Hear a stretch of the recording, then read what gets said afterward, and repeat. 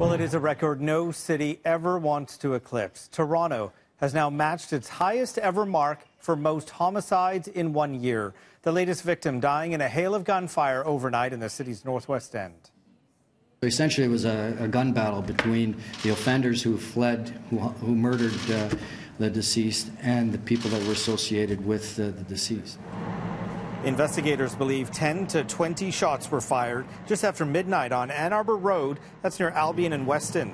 Detectives say the victim was sitting in a car when another vehicle approached with an apparent acquaintance inside. A third vehicle then pulled up and the victim was shot, touching off a gun battle between the two sides involving at least 4 guns. The victim has been identified as Johannes Berhanu. The 22-year-old was armed with a loaded gun, but police say he never fired it.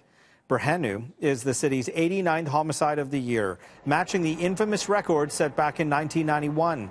One veteran member of Toronto's homicide squad says the public can play a big role in stopping crime. Back in '91, there were quite a few shootings as well. There were quite a few shootings down in Chinatown. We had a problem with Asian organized crime, and the number of shootings that happened back then. There were a lot of double murders, triple murders, I think even some quadruple murders.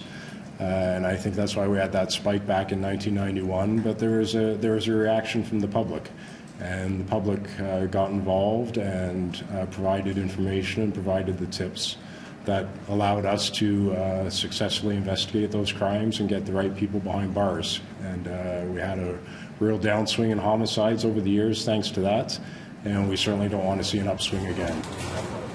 Just over half of this year's homicides have been shootings. Toronto police say they've seen an upswing in tips from the public over the recent months, and that roughly 70% of this year's homicides have been solved.